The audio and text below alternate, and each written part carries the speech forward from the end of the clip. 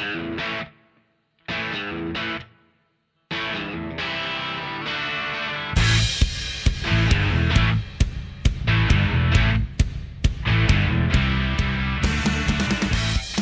everyone and welcome back to another club preview episode of the Free Kick club preview series. Today we are talking about the Fremantle Dockers and I'm here joined by an avid supporter of the Dockers. Mel, can you take us through Fremantle's, probably fair to say, disappointing 2025 season? Yes. So a fun stat about Fremantle, the Dockers had the equal second largest ladder slide in 2025 down from 2024. So they finished the season last year at 11th, which is pretty disappointing. And with only an 80% percentage, which was the sixth lowest in the season as well. It really shows that they had quite a few large whackings last season. So bit doom and gloom for the start of the Fremantle episode here. But a fun fact that came out of that was that Fremantle had held this title since 2022 of being the side that the largest ever AFLW score was against. So in 2022, they lost to Melbourne for, I think, might have been 107 points from Melbourne. They got rid of that record last season in round 5 when Port recorded 108 points against Gold Coast. So that was great. But then within the same weekend, they regained the title of being the most whacked side when North took out 114 points against Fremantle also in that round. So Fremantle were just really holding this. They love to get a big whacking. So that's not great. But I think part of what sums up Freo's season last year is that their stoppage-centric game plan from 2024 just didn't really hold up in the light of the holding the ball rule changes that was really focusing on encouraging free-flowing footy and reducing those stoppages. And it kind of exposed that Fremantle's ball use was not up to par and they just looked a bit flustered throughout the season. So their disposal efficiency was quite low. Their clangers were up significantly from last season. And their time in possession of the ball in 2025 was lowest compared to all of the clubs. So in one way, this sets a great platform for which to improve in 2026, which I'm quite hopeful for. So coming into 2026, some of the things that they want to be addressing is, firstly, their reliance on the midfield to score. So their highest goal kickers from last season were Hayley Miller and Ash McCarthy. So Hayley Miller playing a lot more forward than previously, but also Ash McCarthy, who was one of the key midfielders. So in order to get a bit more forward talent in there, they've recruited Eden Zanker in the off-season from Melbourne, which will be a very much needed forward target. And the experience she brings over will be incredibly valuable, especially given Anya Tai will not be returning this season, which is absolutely devastating news. And the second concern that Fremantle might be having coming into this season is their list age gap. So they've got a lot of their key players are getting quite old, and this was something that we were already commenting going into last season. But on the other side, they've got this young list that they're building, but it's often quite inexperienced. So as they're looking to, they'll be really focusing on getting more time and experience into some of their younger players to bridge that gap, that transition gap, so that this can be a season where they start moving back up and they don't kind of land in the spot where they've got retirements and a young list. So lots of opportunity for Fremantle coming into season 2026. Their additional ins that they're bringing in, they've got Lily Johnson coming over from Melbourne, who'll be a great addition to the defence. And they traded out Dana East to Richmond. So that leaves a bit of a spot open on the wing. Overall, yeah, lots of opportunity, I'd say, for Fremantle this season. Yeah, no, you make so many great points there. I mean, losing on your tie for another season, absolutely devastating. I think she's one of my favourite players to watch, so very, very sad that we're missing her again. Yes. But I think that Dana East trade points out exactly that list age gap issue you were talking about, where Dana East is one of the few players that you would have sort of in that mid-20s, sort of maybe a little bit on the younger side, but they're really like either really, really young or quite old. They don't have that many players in the middle, and they've just lost another one. So it's going to be interesting to see how they go this year. I suppose to figure out how they are going to go, though, best always to hear it from the team themselves. And Free Kicks Liam sat down with Gabby O'Sullivan for an interview recently, just to hear about how the preseason's going. Let's jump across to that now. Yes, that's right, guys. We are joined by one of the inaugural Freo Dockers, Gabby O'Sullivan. Gabby, thank you so much for jumping on. It's an absolute pleasure. How are you at the moment? How are you finding pre-season? Hey, Liam. No, thanks for having me. Going well. I think we're week 3 into pre-season, so it's starting to ramp up a little bit more. And I think we're maybe like 2 months from our first game, so it's getting exciting. Absolutely. And look, I'm sure you're loving the fact that for one of the first times in a while, you actually got to start pre-season and get a full pre-season in. I remember it was maybe 3 years ago when there were people begging, pleading for a start date so the pre-seasons could even start. So Yeah, I know. It was, I think, with how AFLW is progressing, there's always going to be some, structural things that need to happen with start dates and things like that. But we've got our fixture now and our schedule's all set. So almost go time. Almost go time. Well, before we talk about last season and this season, I just wanted to run our listeners through a bit of your background, have a bit of chat about it. So you were not a footballer for most of your junior career. You were a basketballer. You played college basketball over in the US. You then come across and play a couple of minutes of football in the Waffle W. How was that whole experience for you? If you could try and wrap it up in a nice little soundbite, going from basketball, having not had really much opportunity to play footy outside in most of your juniors, to then getting a call up saying, yep, you're on the rookie list, come on down.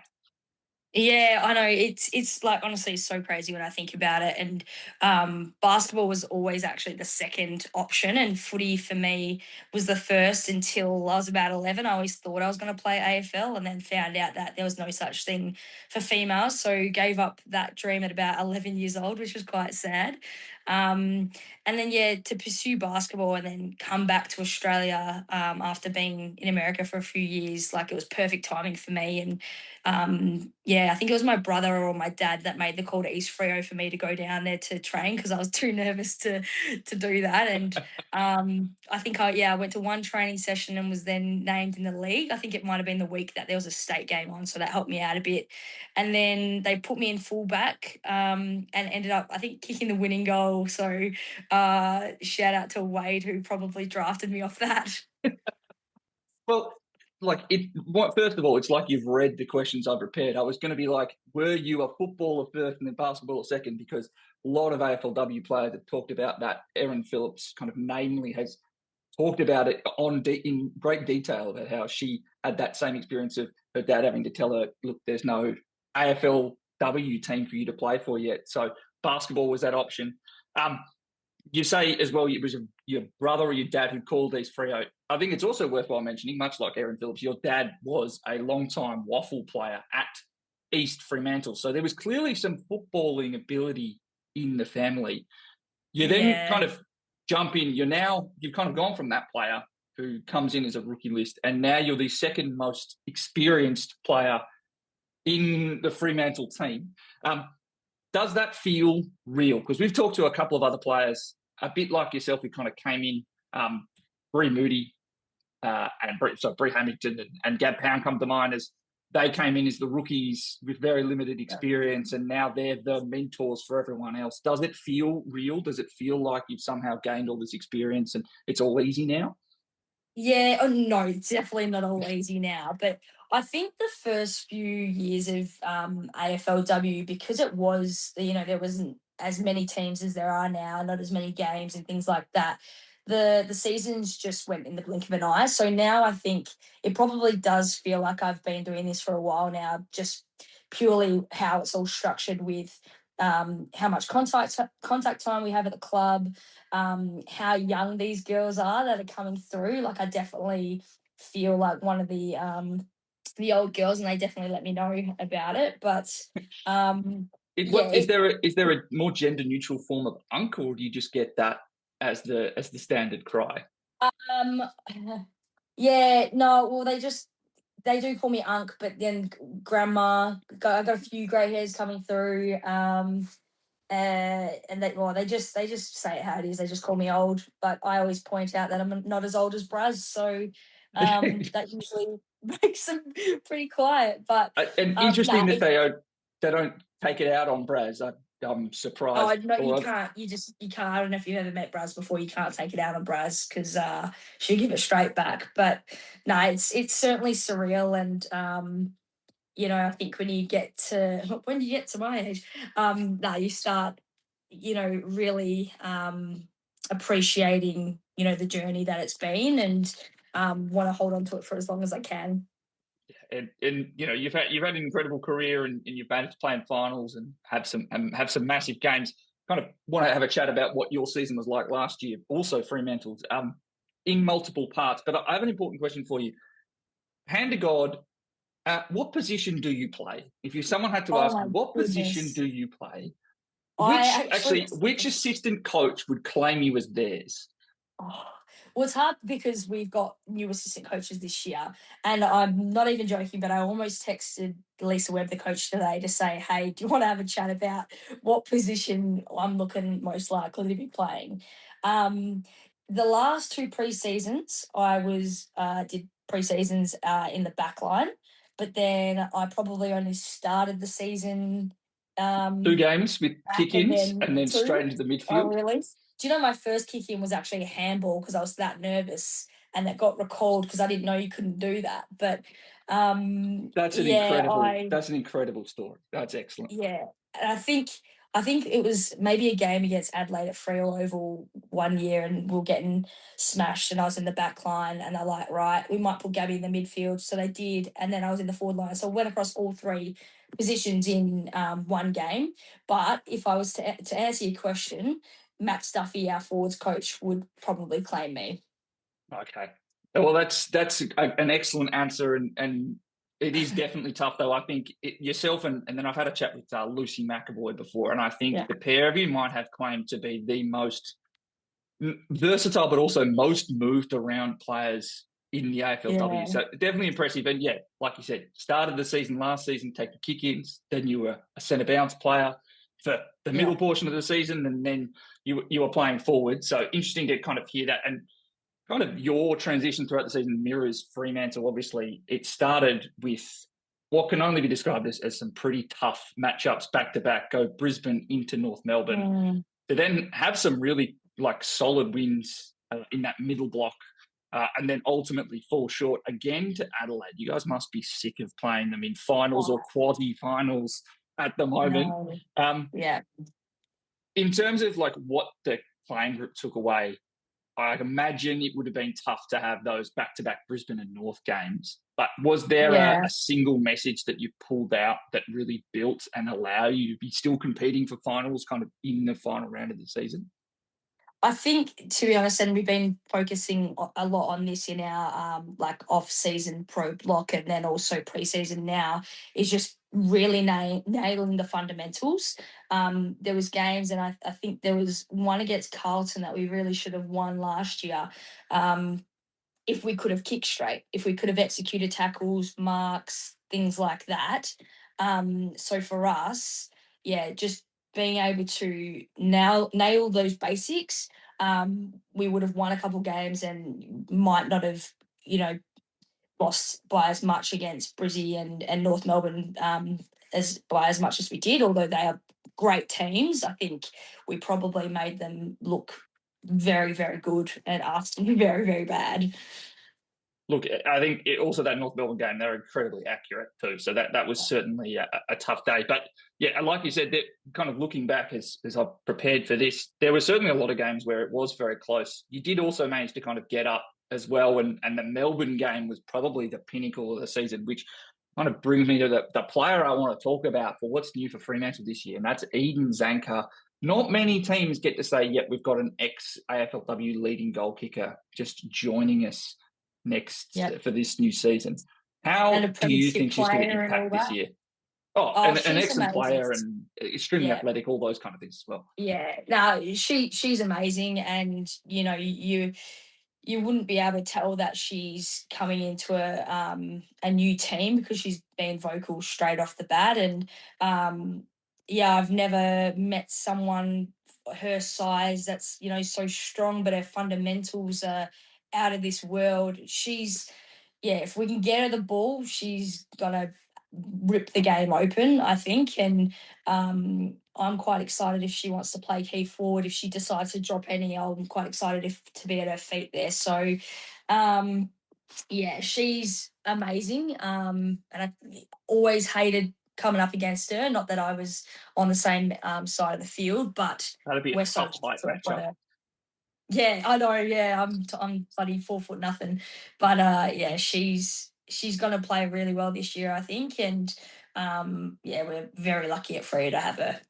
And if she can contribute on top of the goals already coming from midfielders, so Hayley Miller, again, she might have claimed a few different positions, kicked 11, Smash Mac with 8, 7 from Ange, Gabby Newton as well. I think that it's an extremely highly scoring team kind of built in there. And obviously, we're all very sad to see that Anya's not playing this season.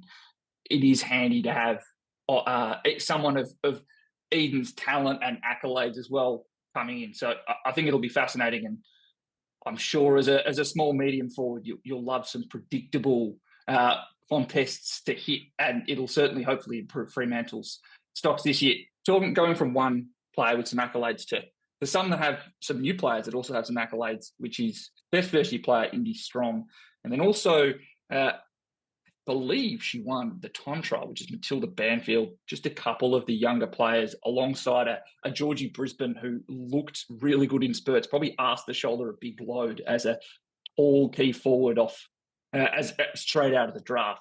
How have those kind of that ilk of player looked this preseason?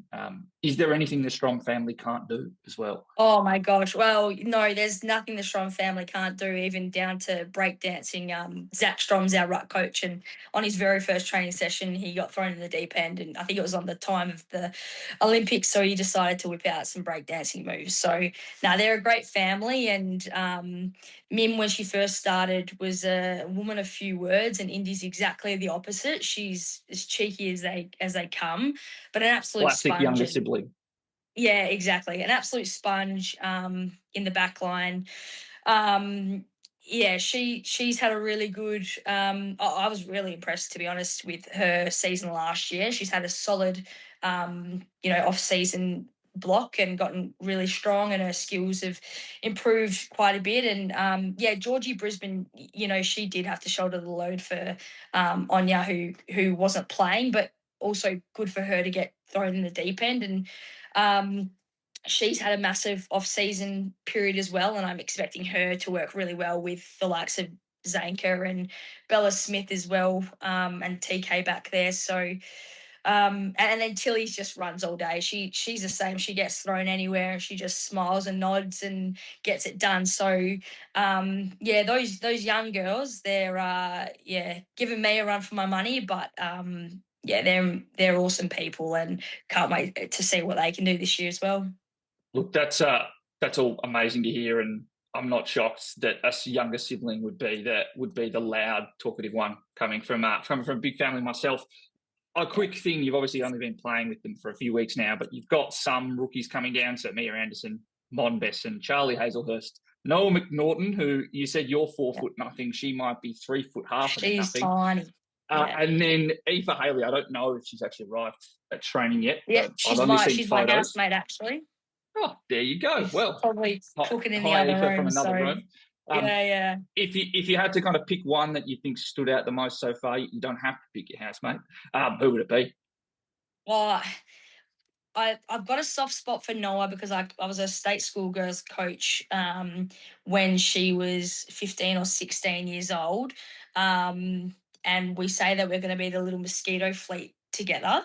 Aoife only arrived a couple of weeks ago, so we're still seeing what she's got. But I reckon with her, she's deceivingly taller than what she looked in photos. So it'll be, I think she'll go well. She's got a good tank. I think I can't go past Charlie Hazelhurst though. She's similar to Brizzy, where she's good size, strong, and she pushed me with 2 fingers the other day, and I went flying. So I'm expecting Charlie to go really well. Yeah, and kind of reading her, what was written about her kind of before she was drafted, sounds like an athletic freak, just without a natural position kind of through her juniors. So, great signs for Fremantle to be able to draft someone at pick 35 with kind of that much potential. That's amazing, and fingers crossed for some big seasons this year, yourself included. Now, we're going to do some rapid fire questions to end this podcast. Perfect. The last one is, for everyone listening at home, this is a standard one about a breakout, but we're going to start off with, which has more tape, Kiara Bauer's knee or Gabby O'Sullivan's shoulder? Oh, Gabby O'Sullivan's shoulder. There we go. Sure. Who was / is the better basketballer, Gabby O'Sullivan or your former teammate, Gemma Houghton? Oh, Gabby O'Sullivan. Crikey.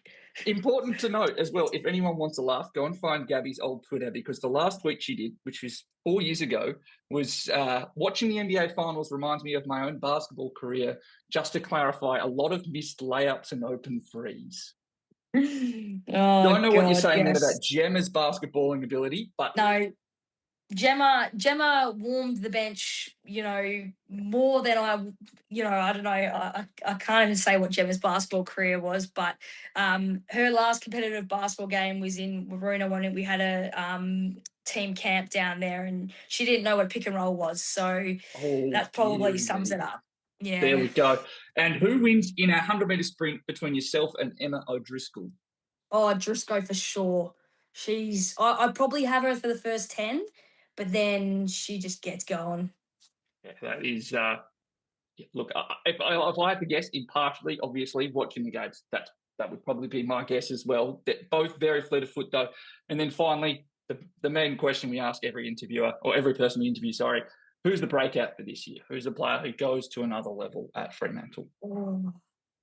Do you know, I'm going to say, I've changed my mind. I'm going to say TK, Tanisha Kikowak, because she's finally learned how to bench press. She's throwing girls around, and she can kick at about 55. So, hopefully TK. There we go. When you said learn how to bench press, I genuinely thought you were talking about in the gym, as though like before it was like palm at the bar. No, I get what you mean now. Bench press her opponent. Yeah, look, we've certainly been someone who, like, her first season was awesome. So great to hear that she's got another level to go to. Now, Gabby, thank you so much for your time. We're all wishing you the best at Free Kick for a healthy, and successful season for Fremantle and for yourself. Thanks so much for your time. No worries. Thanks for having me, Liam. That was so great to hear from Gabby O'Sullivan. I mean, one of the most experienced long-term Fremantle players, just to hear her insights, and she sounds like such a great person to chat to as well, so bubbly and fun. The thing that I loved the most about that was her player to watch is Tanisha Kikowak, who is someone that is very exciting as a player, and also our interviewee from last season. So a bit of a circle going there. Yeah, it was such a lovely player to chat to last year, Tanisha. So, big hopes for her this season that she can step up. And it'll probably help that, Eden Zanker's now going to take the best defender. So, maybe a little more opportunity for her. Very excited for that. But, Mel, to jump over to our top 5 most relevant players, I have a question for you. Would you take Gabby O'Sullivan or your number 1 player on this fantasy list? Yeah, well, I've started strong here with Mimstrom. I think that she is hard to go by as a ruck option. Last season, she was the competition's highest averaging ruck on 101.7. And that's after a down season from the season before. So she dropped her average by 12 points, and she's still the highest averaging ruck. She is an incredible fantasy option for your ruck, and she's an incredible ruck. She can really do it all. Last season, her hit-outs dropped significantly with the decrease in stoppages, down from 37 to 20.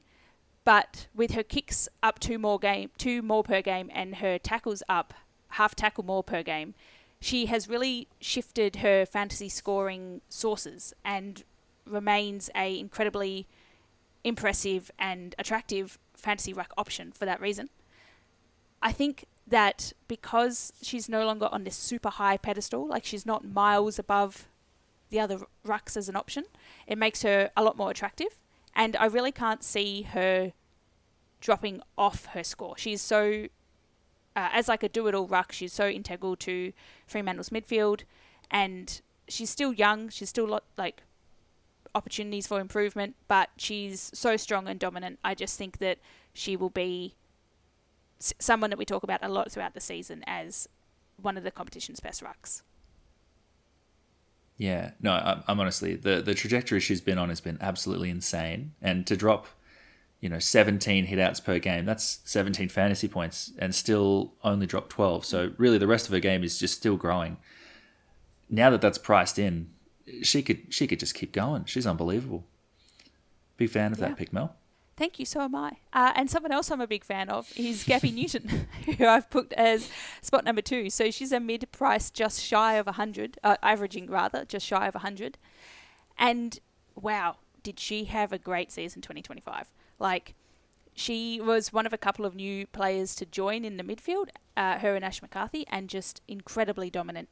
She showed that she can play really clean, efficient footy, which is something the Dockers kind of need and will continue to be working towards. And because of that, her average went up 16 points last season. So she's also so versatile. She can be really anywhere on the ground as well. She gets her own ball. So she was the Freo midfielder with the most intercept possessions and the most ground ball gets. She's just got everything going for her. I mean, her average already reflects this in the way that it's gone up 16 points since last season, but I think there's headroom to go. I mean, when we think about the midfielders that have an average of about 100 or so, I think that she can be the one that steps up into that next bracket much significantly more easily. Yeah, no, absolutely. And I do think as well, with the game transitioning more to the outside, if you look at all the midfielders that Freo regularly runs through the middle, I think she's got one of the best outside games. So I'm a big fan of Gabby Newton. Hopefully she can keep going to other heights. Maybe she can match the heights of our number 3 player on the list. Who knows? Yep. It's Kiara Bowers. It has to be Turbo. Turbo just continues to impress me. I mean, my side has been named after her for many seasons now, and I'm a massive Kiara Bowers fan. But she's only sitting 3rd on my list, reasonable, I would say, with 112.8 average as a midfielder. So she's 34, or she was 34 last year. She might be 35 this year. But so season 10 last year was her second highest fantasy averaging season. And that has only been trumped by her 121 averaging season in 2023. So for the 7 seasons she's played football, every single one of those has come away with an average higher than 100 in fantasy points, which is absolutely crazy, especially considering her age. And even if she does drop her fantasy average down a little bit from 112.8, she's still significantly up there. I think that last year she was coming in quite expensive, but now that she's lowered a bit, she's a good priced option. However, the downside of Kiara Bowers is that, I mean, or upside, depends how you look at it, she's not very consistent. She, in that 112, has a huge ceiling of 164, which is great, but that means that to average at 112, there's some significantly lower scores in there too. And, I mean, she's great for the highs and lows. If you can time your introduction of Kiara Bowers into your side with a sweet C on top, that is a advantage that is going to be hard to match. But she's not quite so set and forget as we've seen her in previous years because of this highs and lows, I would say. So I think that, if what you're aiming for out of fantasy this season is, a good season with your mates playing in a little league or a draft league, then Kiara Bowers is a great pick. But if you're playing aiming for a hat, she could be a bit risky for you. But she's got the upside.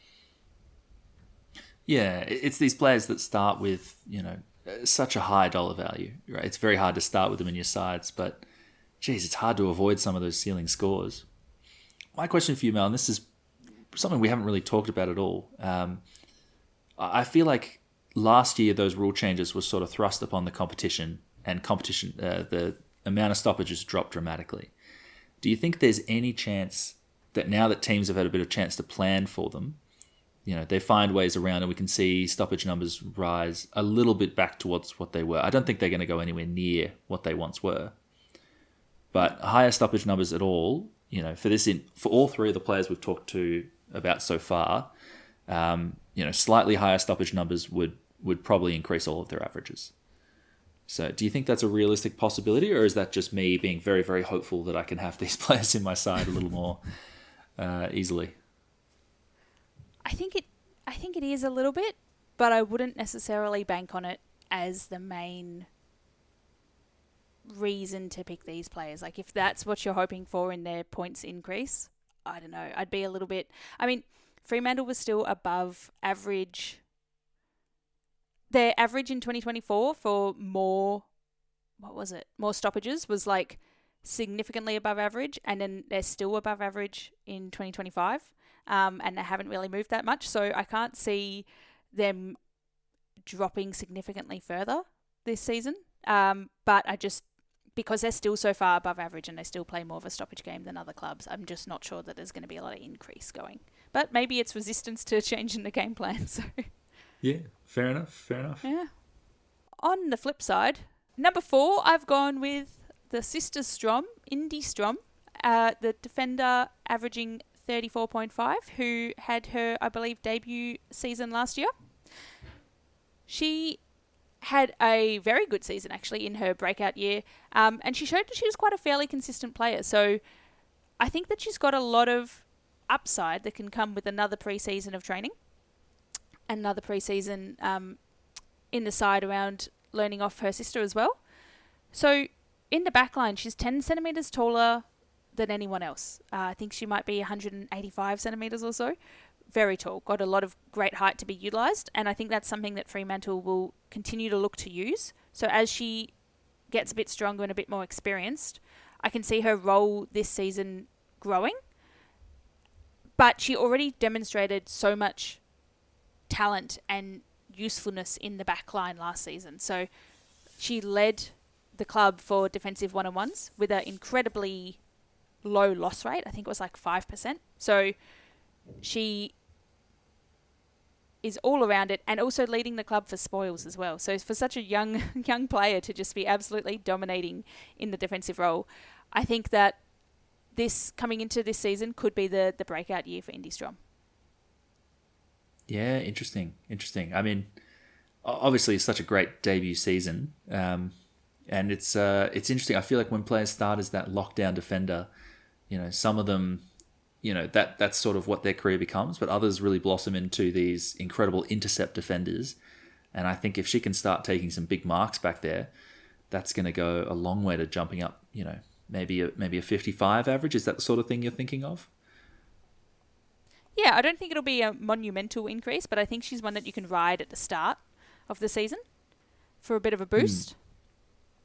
Yeah, always depends on how many rookies we get in defence, right? So it's good to know we have an option like Indy there. Yeah. Yep. And then staying in defence, I've gone with Emma O'Driscoll. So averaging 63.7. She is so consistent. With her, you're picking Emma O'Driscoll less for her potential upside, I would say, but more about like a guaranteed strong performance. She was the second best interceptor across the league in 2025, a slight drop off from being the best interceptor in 2024. So incredibly reliable there. And over the last 2 seasons, she has been in the top 15 highest averaging defenders across. So I don't see that changing this year. She's real set and forget potential here, which I see as a great option as we move further into the back end of the season, and you just want someone that you can have hold that role, especially if there's a bit of a drop in her scoring beforehand. She is a very reliable defensive option. Yeah, no, absolutely. So consistent back there. I think it's probably one where I would want maybe a slightly higher average from her if I was going to be starting with her. But geez, she's a serious talent, and I suppose it depends on how you expect Freo to go this season. If you're not seeing huge improvement, and the ball's going to be back there a lot, I think Emma could be a great shout. And unfortunately, I do expect that. Yeah. It's always hard picking defenders from your own side in fantasy because it's just a double-edged sword. You really want the ball in their hand, and you really don't want the ball in defence. So that's my review of Fremantle going into this season. What do you reckon as a bit of a host special? Yeah, I think Freo is an interesting side. They've got a lot of players that I was looking at for the host special. I mean, Eden Zanker coming in is a huge, target the club's picked up there. I think it's going to be tricky for her to improve her average from last season, given Melbourne's such a prolific inside 50 team. I was looking at Hayley Miller with the departure of Dana East, because who knows if she returns to midfield time, what that could mean, I suppose, for her scoring potential. But at the end of the day, I think it's hard to go past someone like Ash McCarthy, who's just someone that's continually underrated. I think she was one of the most consistent players last year. Like, I think if you ignore her first and last games, which were 70s, I think almost every single one of her scores from that point forward were between like 85 and 100. She's like incredibly consistent. And this is a player who we talk about being this massive tackler. And she is, but also managed to lead Freo for uncontested possessions last year. So it is one of the better, I suppose, at adapting to the way the game is trending. And if Freo are going to be, trying to find this new uncontested possession game style, I think McCarthy's going to be pretty crucial for that. So she's definitely one that's on my watch list to start the year as well. Yes. And so the question at Fremantle becomes, if you had to pick two of Gabby Newton, Kiara Bowers and Ash McCarthy to start in your midfield, or to have in your midfield at any point in time, I guess, during the season, which one are you picking? Ooh, well, I mean, I'm definitely taking Kiara Bowers, because just the insane ceiling scores that you can get there has to be one of them. But, geez, it's a tough one between Newton and McCarthy. I'd probably go Newton. I think you made some great points. But yeah, geez, it's a close one. Where would you go? Oh, yeah, I don't know, because you made some great points too about McCarthy's uncontested possessions. I think it's a problem of too many great options. But I am backing Gabby Newton for this season, I think. Yeah. I think when we talk about their midfield rotation, they already run one of the tightest ones in the competition, where it's just the same players over and over again. And the only one looking to break into that really was Dana East, and she's departed the club. So, I'm not sure who's going to do that additional rotation. We could just see really, really high numbers for these midfielders going forward. Yeah, which would be great. Yeah, lots to look forward to. All right, well that's gonna wrap up our review of the Fremantle Dockers and their fantasy potential coming into 2026. Keep listening. Tomorrow we are jumping into Port Adelaide, so it will be a very interesting team with yet another new coach, so a little bit of an interest in that one. But otherwise, thanks for listening. We'll catch you soon. Bye.